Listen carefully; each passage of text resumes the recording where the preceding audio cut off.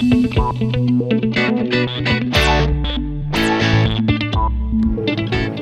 kong Mark, patawarin mo sana ako sa mga nagawa ko sa iyo at sa iyong mama. Alam kong malaki ang naging kasalanan ko sa inyo. Naging miserable ang buhay niya nang dahil sa akin.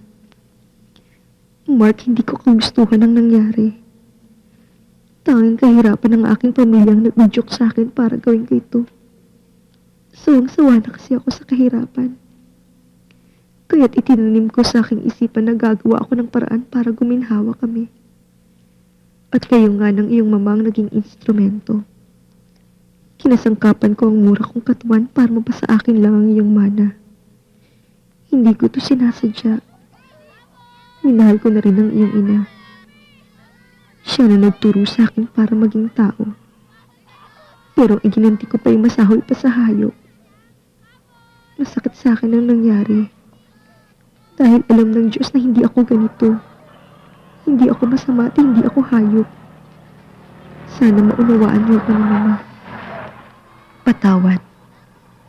Nagmamahal. Lucy.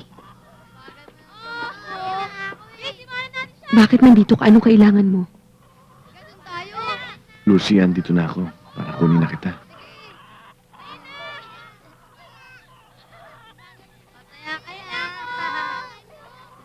Napag-isip-isip ko na pilit ko palang tinatakbo ng katotohanan. Mahal pala kita. Sa dahilan ito'y natatabunan ng galit at pagkamuhi.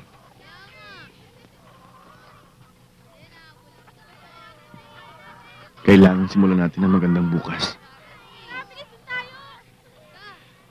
Para sa kanya. Lucy, hindi pa uli ang lahat para sa atin.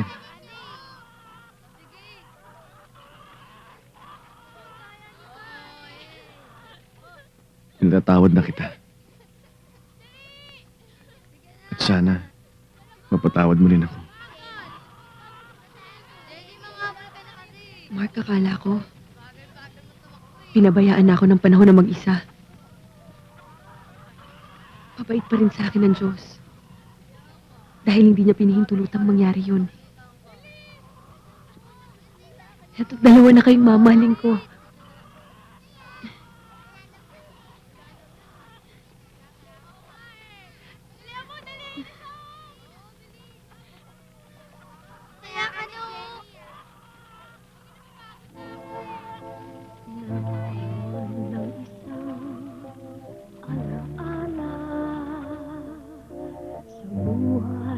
Kung itong nagturusa, kailan pa kaya malilimutan ang pait sa guhit ng palad?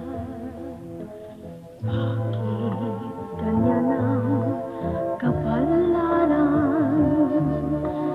Ito ba'y pagsubok lamang?